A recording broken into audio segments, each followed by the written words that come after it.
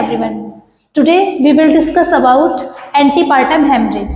So first of all we will see the meaning of antepartum hemorrhage. What is the antepartum hemorrhage? Anti means before, partum means labor, hemorrhage means bleeding. Means जब किसी भी pregnant women को labour से पहले means delivery से पहले bleeding हो जाती है, उस टर्म को हम कहते हैं एंटीपार्टम हेमरेज। मीन्स ब्लीडिंग या कंसेप्शनल टाइम कंप्लीट होने से पहले 42 वीक्स होने से पहले जब किसी भी प्रेग्नेंट लेडीज को ब्लीडिंग होनी स्टार्ट हो जाती है तो उस वाली कंडीशन को हम कहते हैं antepartum haemorrhage.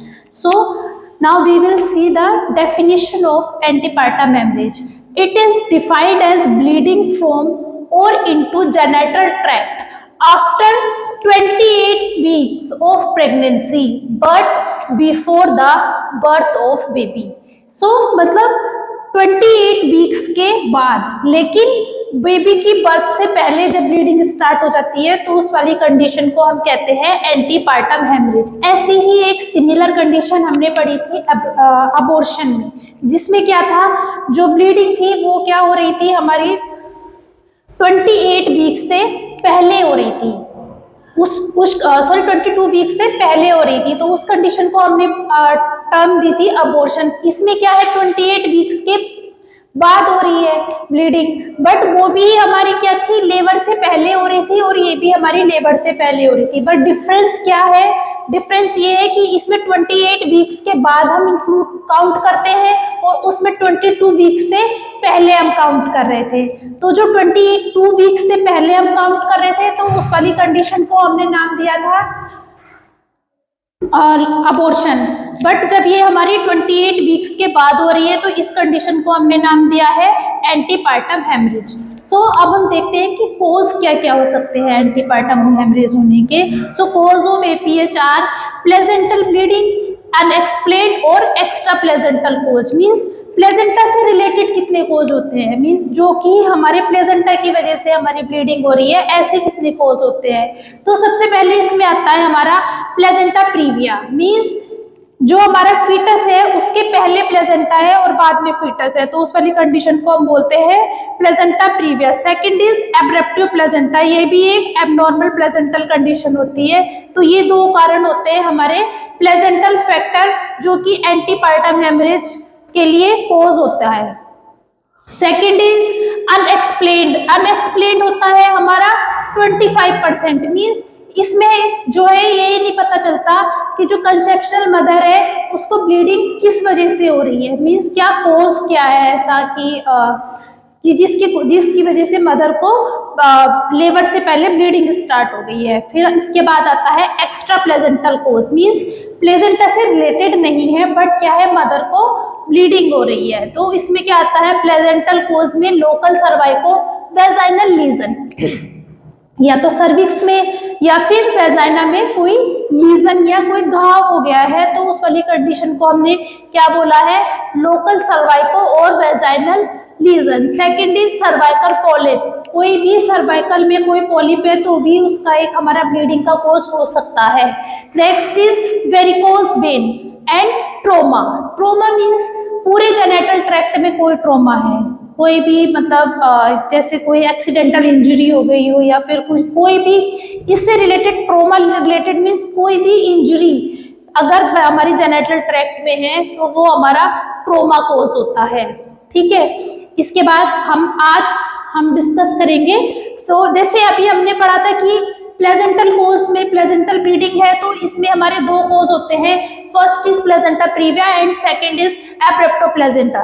So today we will take placenta previa. Means placenta previa होता क्या है, तो सबसे पहले हम इसकी डेफिनेशन की बात करेंगे। तो definition of placenta previa is when the placenta is implant partially और completely over the lower uterine segment is called placenta previa.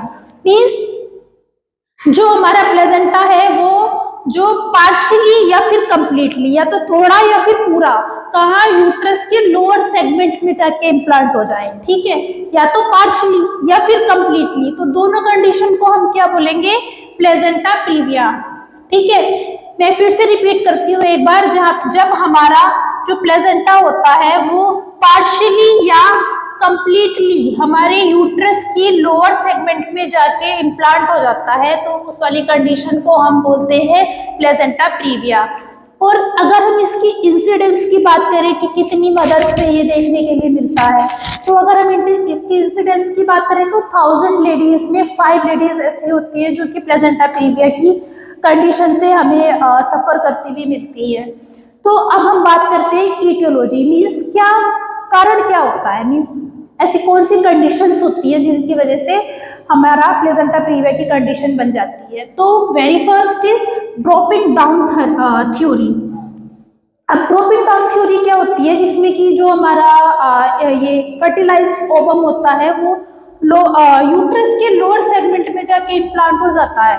जो हमारा फर्टिलाइज्ड ओवम है वो यूट्रस के लोअर सेगमेंट में जाके इम्प्लांटेशन उसकी स्टार्ट हो जाती है, तो उसको हम बोलते हैं dropping down theory. Second is persistence of chorionic activity. Next is defective decidua. Next फिर last is big surface of placenta, placenta का बिग सरफेस होना। ये कौन कौन सी कंडीशंस हो जाती है हमारी, या तो अगर हमारा ट्विंस या ट्रिपलेट हमारा प्रेगनेंसी होती है, तो उस कंडीशन में क्या होता है कि जो प्लेजेंटा है उसकी सरफेस कैसी होती है, ऑटोमेटिकली बड़ी हो जाती है। तो ये भी हमारा एक कोज हो जाता है प्लेजेंटा प्रीविया का। अब इसके बाद अगर हम बात करें तो टाइप्स ऑफ डिग्री, मीन्स हमने इनको कौन कौन सी डिग्रीज में रखा है, प्लेजेंटा प्रीविया का जो कोज है वो हमने उसको कौन कौन सी डिग्री में, तो very first is type 1, type 2, type 3 and type 4। हमने इसको 4 कैटेगरीज में डिवाइड किया है। जो हमारा टाइप 1 जो हमारी टाइप 1 डिग्री होती है वो होती है low lying. Low lying means इसमें जो हमारा प्लेजेंटा होता है वो हमारे सर्विक्स को बहुत ही मतलब लो लाइंग ही उसको मर्ज करता है। सेकेंड इज मार्जिनल, ठीक है, इसमें मतलब सर्विक्स जो होता है हमारा यूट्रस जो प्लेजेंटा होता है वो मार्जिनल उसको कवर करता है। थर्ड इज इनकम्प्लीट और पार्शियल, मीन्स इसमें इनकम्प्लीट और पार्शियली कवर करता है। फोर्थ इज सेंट्रल और टोटल, मीन्स ये कंप्लीट एक कंडीशन होती है। जैसे कि हम ये देखते हैं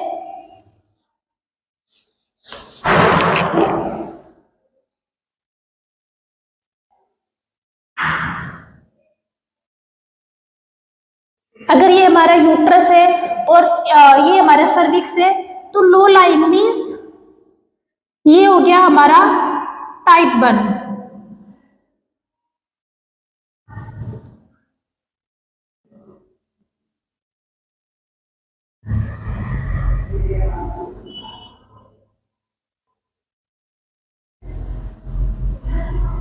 ये हो गया हमारा टाइप 2।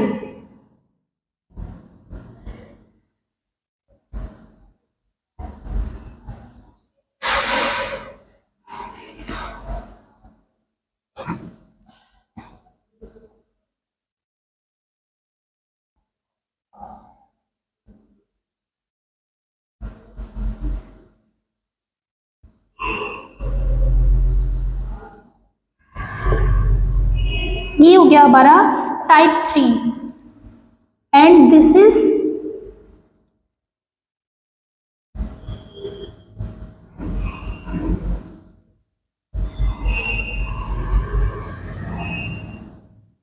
टाइप 4। अब इसमें डिफरेंस क्या है, इसमें देखो ये हमारा यूट्रस है और ये सर्विक्स है, तो ये टाइप 1 है, मींस इसने इसको हमारे सर्विक्स की ओस को कवर नहीं किया, बट फिर भी क्या है लो लाइंग है, मींस लो लाइंग। तो ये हो गया हमारा टाइप 1। प्लेजेंटा लो लाइंग है, बट ये हमारी सर्विक्स की हमारी जो सर्वाइकल ओस है उससे हमारा इससे कोई रिलेट नहीं है, बट फिर भी क्या है लो लाइंग है। अब अगर हम सेकंड की बात करें तो ये इसके मार्जिनल होता है, मींस यहीं से स्टार्ट हो जाता है, ये इसकी मर्ज से है, तो ये हो गया हमारा मार्जिनल। अब हम थर्ड की बात करें तो थर्ड मींस इनकम्प्लीट और पार्शियल। देखो ये इसने इसको यहाँ से कवर करना स्टार्ट किया है और ये ऐसे कवर किया है, तो ये हो गया हमारा इनकम्प्लीट, मींस हमारी जो सर्वाइकल ओस है वो कंप्लीटली कवर नहीं हुई है, बट हुई है, पार्शियली और इनकम्प्लीटली हुई है।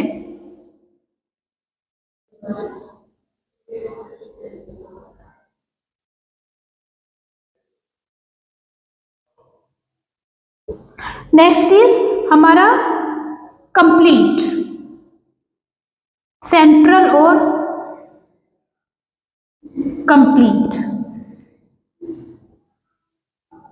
सेंट्रल और कंप्लीट मीन्स इस यहाँ हमारे प्लेजेंटा ने क्या किया है, हमारी जो यूट्रस की सर्वाइकल ओस है उसको कंप्लीटली कवर कर लिया है। तो ये हो गया हमारा सेंट्रल और कंप्लीट। मैं एक बार फिर से रिपीट करती हूँ, जो हमारा टाइप 1 है इसमें लो लाइंग मीन्स जो इंटरनल ओस है सर्विक्स की उसको टच नहीं किया है, बट वो लो लाइंग है। सेकेंड वन की बात करें तो वो ओस के मार्जिन से स्टार्ट हो रहा है, तो ये हमारा मार्जिनल हो जाता है। थर्ड की बात करें तो ये इनकम्प्लीट और पार्शियली हमारी जो यूट्रस की सर्वाइकल ओस होती है उसको कवर किए हुए होता है। और फोर्थ की बात करें तो ये सेंट्रल और कंप्लीटली हमारी यूट्राइन ओस को कवर करके रखता है। फिर इसके बाद हम बात करते हैं साइन एंड सिम्टम्स मीन्स जब लेडी के अंदर प्रेगनेंसी कंसीव हो जाती है तो उसको पता चलता है यूएसजी वगैरह कराने के बाद जब लेडी को ये पता चलता है कि उसको प्लेजेंटा प्रीविया की कंप्लेंट है, तो उसमें कौन कौन से साइन एंड सिम्टम्स देखने के लिए मिलते हैं। तो very first is causeless and painless bleeding means कोई भी कोज नहीं होता और उसको ब्लीडिंग होती है और उसका कोई भी पेन नहीं होता। ठीक है, कोज मीन्स ऐसा नहीं है कि वो एक बार ब्लीडिंग हो गई, एक फर्स्ट सेमेस्टर में हो गई या सेकंड सेमेस्टर में हो गई, उसका कोई ऐसा भी मतलब स्पेसिफिक रीजन नहीं है। वो कभी भी कहीं से भी ब्लीडिंग स्टार्ट हो जाती है, अभी हुई है हो सकता है 1 घंटे बाद फिर से हो जाए, या फिर अगले 24 घंटे अगले 2 महीने ना हो फिर 2 महीने बाद हो जाए। मीन्स कोई भी ऐसा स्पेसिफिक टाइम नहीं होता उसका कि इस टाइम में ब्लीडिंग हो सकती है या इस टाइम में ब्लीडिंग नहीं हो सकती, या फिर अगर पेशेंट बेड रेस्ट कर रहा है तब ब्लीडिंग नहीं होगी, या फिर अगर पेशेंट वर्क कर रहा है कुछ भी छोटा मोटा अपना फिजिकल हाउस कोर कर रहा है तो ब्लीडिंग हो सकती है। मतलब ऐसा कुछ स्पेसिफिक इसका रीजन नहीं होता। इसमें कोजलेस और पेनलेस ब्लीडिंग होती है। Height of uterus is pre prominent means जो यूट्रस की हाइट होती है वो भी प्री प्रोमिनेंट होती है। फिर माल प्रेजेंटेशन इज कॉमन, इसमें क्या है माल प्रेजेंटेशन, क्योंकि जो हमारा प्लेजेंटा है वो अपनी प्रॉपर पोजीशनिंग में नहीं है, तो इसके कारण क्या हो जाता है माल प्रेजेंटेशन जो है वो वेरी कॉमन इसका सिम्टम होता है। फिर हेड इज फ्लोटिंग, हेड क्या है वो एंगेज नहीं होता, लास्ट तक भी हेड एंगेज नहीं होता, वो फ्लोट करता रहता है। क्यों? क्योंकि जो हमारा यूट्रस है और ये उसकी सर्विक्स है, यहाँ क्या होना था हेड हमारा आके बेबी का एंगेज होना था, बट हेड एंगेज क्यों नहीं हुआ? क्योंकि हेड की जगह वहां पर प्लेजेंटा पहले से ही है, और जब प्लेजेंटा पहले से ही है और हमें ये नहीं पता है कि अब प्रेजेंटेशन कौन सा है। एक बार को अगर सिफेलिक भी है तो जब इंटरनल ओस है जो हमारी जहाँ हेड फिक्स होना होता है वहाँ ऑलरेडी प्लेजेंटा है, तो वो हेड को इस पे प्लेस नहीं देता फिक्स होने के लिए, तो इसलिए हेड क्या करता रहता है फ्लोटिंग करता रहता है उसमें। फिर इसके बाद हम बात करते हैं कॉम्प्लिकेशंस की कि कौन कौन से कॉम्प्लिकेशंस होने के चांसेस होते हैं प्लेजेंटा प्रीविया की कंडीशन में। तो very first is mall presentation means कि देखो अब ये अब नॉर्मल कंडीशन है, नॉर्मल कंडीशन होती है तो उसमें सिफेलिक प्रेजेंटेशन या कुछ भी ऐसा हम वर्टेक्स प्रेजेंटेशन की होप रखते हैं, बट ये क्या है हमारे एक माल प्रेजेंटेशन की कंडीशन बन जाती है, क्योंकि इसमें जो है हमारी एक एबनॉर्मल कंडीशन है। फिर प्री मैच्योर लेबर, इसमें क्या है जो लेबर है वो अपने टाइम से पहले लेबर की जो इंडक्शन है वो अपने टाइम से पहले स्टार्ट हो जाती है। फिर हम देखते हैं कि ड्यूरिंग लेबर मतलब जिस समय डिलीवरी हो रही होती है उस समय जो मदर है वो किन किन चीजों से सफर कर सकती है। Early rapture of membrane means क्या है जो मेम्ब्रेन होती है जो मदर के अंदर मेम्ब्रेन बनती है वो अर्ली रैप्चर हो जाती है। Second is cord prolapse means cord prolapse होने के बहुत ज्यादा चांसेस होते हैं कि ऐसा होता है कि प्लेजेंटा के साथ कोड बाहर आने लगती है, बेबी से पहले कोड बाहर आने लगती है, तो कोड प्रोलैप्स होने के भी बहुत ज्यादा चांसेस होते हैं। स्लो डायलेटेशन, स्लो डायलेटेशन क्या क्यों होता है? स्लो डायलेटेशन इसलिए होता है कि इन नॉर्मल कंडीशन थोड़ा सा फीटल एफर्ट होते हैं और थोड़े बहुत मैटरनल एफर्ट्स होते हैं। जब दोनों एफर्ट्स एक साथ मिलते हैं तो क्या है, वो डायलेटेशन को भी अफेक्ट करते हैं, डायलेटेशन को भी पे भी पॉजिटिव इफेक्ट्स डालते हैं। अब इधर क्या है, इधर प्लेजेंटा है और इधर से क्या है, सिर्फ मैटरनल एफर्ट्स ही है और इसलिए फीटस का कोई भी एफर्ट नहीं है क्योंकि हेड तो फ्लोट कर रहा है। ठीक है, हेड क्या है हमारा, फ्लोटिंग है, तो यहाँ हमारे मैटरनल एफर्ट्स कुछ भी नहीं है, तो इसलिए हमारा जो डायलेटेशन होने की प्रोसेस है वो बहुत स्लो हो जाती है। और फिर इसका एक डेंजरस सिम्टम होता है, मतलब जो एक डेंजरस कॉम्प्लिकेशन होता है वो होता है intrapartum haemorrhage. During delivery haemorrhage हो जाता है, जो मदर है उसको डिलीवरी होते होते क्या है, intrapartum haemorrhage. Intra means during, partum means labour, haemorrhage means bleeding, means during delivery उसको ब्लीडिंग, ड्यूरिंग लेबर उसको ब्लीडिंग होने के चांसेस होते हैं। तो इस वाली कंडीशन को हम बोलते हैं इंट्रापार्टम हेमरेज। अब ये तो हो गए हमारे मैटरनल कॉम्प्लिकेशन जो मदर को हो सकते हैं ड्यूरिंग डिलीवरी। अब आफ्टर डिलीवरी हमें फीटस में कौन कौन से कॉम्प्लिकेशन देखने के लिए मिल सकते हैं उसके बारे में बात करते हैं। अभी क्या है, प्लेजेंटा लो लाइंग है या फिर मार्जिनल है या इनकम्प्लीट है या फिर सेंट्रल है, तो ये चीज किस पे इफेक्ट डालेगी ये। अब देखो, जब प्लेजेंटा ही अपनी प्रॉपर पोजीशनिंग में नहीं है तो वो क्या करेगा, बेबी को ब्लड सर्कुलेशन कंप्लीटली नहीं मिल पाएगा, या फिर मदर को क्या हो रहा है, बार बार कॉजलेस ब्लीडिंग हो रही है या पेनलेस ब्लीडिंग हो रही है, जिससे क्या है जो ब्लड सप्लाई हमारे यहाँ फीटस को मिलनी थी वो प्रॉपरली नहीं मिल पा रही है। इसलिए क्या हो जाता है, लो बर्थ वेट, जो बच्चा है वो लो बर्थ वेट हो जाता है क्योंकि उसको कंप्लीटली न्यूट्रिएंट्स और ब्लड सप्लाई नहीं मिल पाती। Second is asphyxia. Asphyxia means decrease level of oxygening during birth. तो एस्फेक्सिया हो गया, क्यों हो गया, क्योंकि प्लेजेंटा जो है वो अपनी प्रॉपर फंक्शनिंग में नहीं है। Next is IOD. आईओडी होने के भी चांसेस बहुत ज़्यादा होते हैं क्योंकि क्या होता है कि जो भी हमारा जो प्लेजेंटा है वो क्या है, जो हमारा फीटस है उसके लिए पूरा जो डिफेंस मैकेनिज्म का काम करता है वो प्लेजेंटा ही करता है, वही प्रॉपर पोजीशन में नहीं है, प्रॉपर पोजीशन नहीं है उसकी, तो क्या है, आईओडी होने के चांसेस हो जाते हैं। और next complication is birth injury. Means क्या है, फीटस को ड्यूरिंग बर्थ या ड्यूरिंग लेबर क्या है, इंजरी होने के चांसेस होते हैं। अब हम बात करते हैं इसके मैनेजमेंट की, तो हम क्या मैनेजमेंट करेंगे। सबसे पहले अगर हमारा पेशेंट जो है वो अगर हमारा घर पे है, मीन्स एट होम, हम उसको क्या क्या मतलब मैनेजमेंट में हम अगर बात करें तो हम अगर पेशेंट एट होम है तो हम क्या देखेंगे कि अगर पेशेंट एट होम है तो सबसे पहले हम उसको बेड रेस्ट प्रोवाइड कराएंगे। मीन्स अगर वो कुछ भी कर रहा है तो सब कुछ छोड़ के हम पेशेंट को मतलब बेड रेस्ट देंगे और उसके जो फीट्स हैं वो थोड़े से अपलिफ्टेड करके उसको एकदम से सुपाइन पोजीशन में लेटा देंगे। कि मीन्स क्या है कि उसको बिल्कुल प्रॉपर रेस्ट प्रोवाइड करेंगे।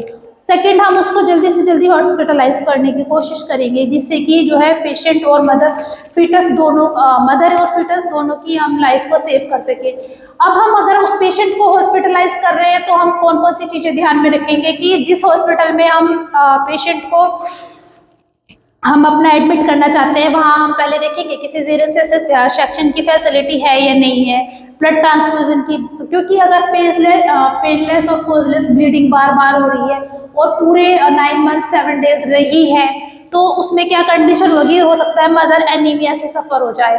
तो हम वहाँ सबसे पहले ये देखेंगे कि जहाँ अपने पेशेंट को एडमिट करना चाहते हैं वहाँ ब्लड ट्रांसफ्यूजन की जो है फैसिलिटी है या नहीं है। तो ये सारी चीजें देखेंगे। इमरजेंसी में वहाँ अगर फीटस को कोई कॉम्प्लिकेशन है तो वहाँ NICU है या नहीं है। तो ये सारी चीजें देखते हुए हम अपने पेशेंट को एडमिट करेंगे। फिर एडमिट करने के बाद हमारा मैनेजमेंट आता है। फर्स्ट हम देखेंगे कि पेशेंट को सिजेरियन सेक्शन करेंगे। इसमें क्या है, हम नॉर्मल डिलीवरी का रिस्क नहीं ले सकते हैं, ठीक है। अगर फिर भी चांस ऐसे है कि डायलेटेशन कंप्लीट हो रखा है, फुल डायलेटेशन है, तो हम क्या करेंगे, early induction of labour, means labour को जल्दी से जल्दी इंडक्ट करके सिजेरियन सेक्शन करेंगे। अदरवाइज अगर नॉर्मल डिलीवरी है तो एक्सपीरियंस्ड हमारी फिजिशियन से ही नॉर्मल डिलीवरी को सजेस्ट कराएंगे। सो ये था हमारा APH। Thank you, thanks for watching. इस वीडियो को लाइक करें, हमारे चैनल को सब्सक्राइब कर बेल आइकन जरूर प्रेस